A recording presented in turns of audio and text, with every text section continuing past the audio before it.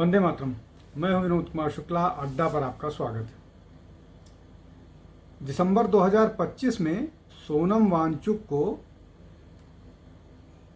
Police ने गिरफ्तार किया था। उन पर आरोप तो बहुत सारे संगीन थे, लेकिन उन पर जो मामला था या जो जिस बात के लिए वो था कि उन्होंने भीड़ को या लोगों को इंस्टिगेट किया। और तब जब ये ले लद्दाख को एक स्टेट का दर्जा दिए जाने की मांग की जा रही थी और उसको 6 शेड्यूल में डालने की मांग की जा रही थी। अब इनको जोधपुर जेल में रखा गया था। एनएसए के धाराओं में अरेस्ट किया गया था। हालांकि बाद में वो चार्जेस ड्रॉप कर दिए गए और उनको छोड़ दिया गया, इसलिए कि वहाँ पर चीज़ें सामान्य हो गई और लगभग 170 दिनों तक कस्टडी में रहने के बाद उनको छोड़ दिया गया। और जब इनको गिरफ्तार किया गया था तब भी उनके जितने भी, न केवल दिसंबर 25 का बल्कि उसके पहले भी जो प्रोटेस्ट था, उसमें कहीं न कहीं से विदेशी लिंक की बात या उसका आरोप उन पर लगातार लग रहा था। अब एक बार फिर सोनम वांगचुक खबरों में है। इस बार उन्होंने जो ये कॉकरोच पार्टी है, भारतीय कॉकरोच पार्टी, इसके समर्थन में आने को कहा है। कॉकरोच जनता पार्टी के समर्थन में आने को कहा है। और उन्होंने बोला, ये सारी बातें बताते हुए कहा कि उनकी जो कॉकरोच जनता पार्टी है उसके प्रमोटर जो हैं, उससे बातचीत हुई है। और दिलीप जो अभिजीत दीपके हैं, अभिजीत जी दीपके से बातचीत करने के बाद उनको ये पूरी तरह से स्पष्ट हो गया है कि ये लोग किसी फॉरेन फंडिंग से या किसी अल्टीरियर मोटिव से नहीं, बल्कि एक कॉज के लिए लड़ाई कर रहे हैं। और ये सबको मालूम है कि अभिजीत दीपके जो है वो पुराना आम आदमी पार्टी का कार्यकर्ता है और आम आदमी पार्टी के लोग भी एक्सपोज हो चुके हैं, जैसे अरविंद केजरीवाल हैं। अब वांगचुक साहब का कहना ये है कि जो अभिजीत दीपके की या कॉकरोच जनता पार्टी की मांग है, केंद्रीय शिक्षा मंत्री उनके त्यागपत्र को लेकर के,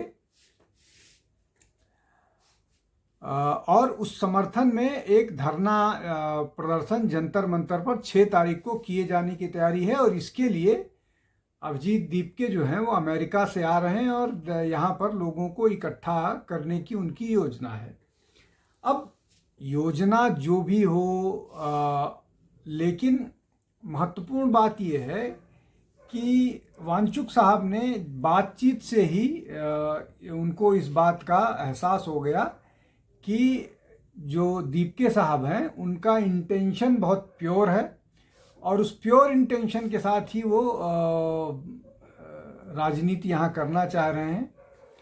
और अगर वो प्योर इंटेंशन के साथ, उनमें कोई अल्टीरियर मोटिव नहीं है, इसका मतलब ये कि अब इस पूरे मामले में सोनम वांगचुक भी ज्वाइन करेंगे। अब उसमें जो आरोप है, जो चर्चा हो रही है, ये 6 तारीख को, मतलब 2 दिन बाद जो सैटरडे आने वाला है, उसमें वो प्रोटेस्ट करने की तैयारी कर रहे हैं। अब इसमें बहुत सारा मामला है, नीट पेपर का, CUET पेपर का, CBSE एग्ज़ाम्स का। ये बहुत सारे एक के बाद एक आरोप शिक्षा मंत्री पर है और इसमें कोई दो राय नहीं है, इसमें कोई संदेह नहीं है कि इन सब मामले में शिक्षा मंत्री और शिक्षा मंत्रालय बुरी तरह से फेल हुए हैं और जिम्मेदारी कहीं न कहीं फिक्स की जानी चाहिए। और जिम्मेदारी फिक्स करना सरकार की जिम्मेदारी है और जिम्मेदारी आज नहीं तो कल फिक्स होगी। लेकिन चूंकि ये सरकार किसी मामले पर जर्क रिएक्शन नहीं लेती है, बहुत सारे लोगों को मौका देती है। अब अगर इसकी बात करें तो एनटीए का जो पूरा नेशनल टेस्टिंग एजेंसी है, उसका जो पूरा उसकी पूरी रीस्ट्रक्चरिंग हुई है, उसमें 4 नए लोग, 2 जॉइंट सेक्रेटरी और 2 जॉइंट डायरेक्टर लेवल के अधिकारियों को अपॉइंट किया गया है। सीबीएसई के चेयरमैन को हटा दिया गया है। उसके बाद सीबीएसई के सेक्रेटरी को भी हटा दिया गया है। 2 के दोनों जगह पर नए ऑफिसर्स को लाए गए हैं। तो ये चेंजेस सरकार कर रही है, लेकिन अल्टीमेटली तो जिम्मेदारी मंत्री की है, या मंत्री सब सारे मंत्रियों के ऊपर प्रधानमंत्री हैं। तो पॉलिटिकल राजनीतिक तौर पर आप प्रधानमंत्री की के त्यागपत्र की मांग कर सकते हैं। मंत्री के त्यागपत्र की मांग हो ही रही है, और इस तरह की खबरें भी हैं कि सरकार में जो टॉप लोग हैं, वो धर्मेंद्र प्रधान को लेकर के बहुत संतुष्ट या खुश नहीं है। अब आगे क्या होगा ये शायद किसी के लिए प्रेडिक्ट करना मुश्किल होगा, लेकिन मैं आज जल्दी से इस मामले पर अपनी बात पूरी करता हूँ कि अब सोनम वांगचुक ने अभिजीत दीपके से बात करके ये लगभग डिसाइड कर लिया कि वो लोग एक ऑनेस्ट इंटेंशन के साथ ये काम कर रहे हैं। तो इस मामले में सोनम वांगचुक ज्वाइन कर सकते हैं। लेकिन क्या इस पूरे मुहिम में या ये दीपके के पीछे वो वही एलिमेंट्स हैं जो एलिमेंट्स अरविंद केजरीवाल के साथ काम करते थे, और वो डिस्टेबलाइज करना चाहते हैं भारत में? उसमें बहुत सारे हैं। अमेरिकन डीप स्टेट्स हैं, यूरोपियन डीप स्टेट्स हैं, सीधे तौर पर चाइना डिस्टेबिलिटी भारत में चाहता है। उसके लिए वो जो न्यूज़ वेबसाइट्स हैं वो किस तरह से काम करती रही हैं। भारत में एक बड़ा वर्ग है जो ये सब करता रहा है और कर रहा है।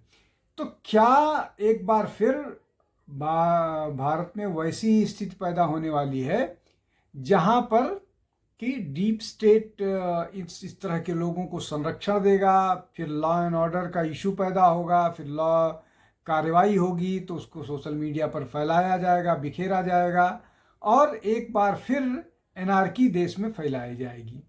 और अब वो एनार्की जो है वो चूंकि सोनम वांगचुक उसमें आएंगे, वो बड़ा नाम है, और एक ऐसी मुहिम की तैयारी है या एक ऐसी मुहिम की योजना पर काम हो सकता है जो डिस्टेबलाइज करे। जैसे अब बहुत छोटे स्तर पर बात करते हैं, 2024 के चुनाव से ठीक पहले एक बड़ा झूठ, 2 बड़े झूठ फैलाए गए थे। एक ये कि संविधान बदल दिया जाएगा अगर बीजेपी 400 सीट जीत करके आती है, बीजेपी और एनडीए 400 सीट जीत कर आती है। दूसरा, संविधान बदल SC ST का आरक्षण खत्म कर दिया जाएगा। और इसका असर ये हुआ कि जो बीजेपी को सपोर्ट करने वाला दलित था वो चला गया, और ये विशेष रूप से 2 प्रदेशों में हुआ ज़्यादा, उत्तर प्रदेश में और राजस्थान में। इन दोनों जगहों पर भारतीय जनता पार्टी को बहुत नुकसान हुआ। और अगर ये नुकसान को आप कंटेन कर लें, अगर इस नुकसान को सीधे तौर पर जोड़ दें, इसलिए कि इनके अलावा बाकी कहीं पर नुकसान नहीं हुआ, बल्कि मध्य प्रदेश में तो फ़ायदा हुआ, छत्तीसगढ़ में फ़ायदा हुआ, मतलब, और बाकी सारी जगहों पर फ़ायदा हुआ। एक थोड़ा सा नुकसान पश्चिम बंगाल में हुआ। तो अगर आप उत्तर प्रदेश और राजस्थान की सीटों को ही सिर्फ जोड़ लीजिए तो कुल मिलाकर के ऐसी स्थिति नहीं बनती थी जहां पर बीजेपी हारे। लेकिन वो कन्फ्यूज़न फैलाया गया, वो झूठ फैलाया गया, और उसमें जो बाहर बैठे सोशल मीडिया हैंडलर्स हैं उनकी बड़ी भूमिका होती है। तो क्या उसी की तैयारी है? सोनम वांगचुक उसके फेस बनने वाले हैं, नज़र रहेगी इस पर। आज के लिए बस इतना ही। बहुत बहुत धन्यवाद, नमस्कार।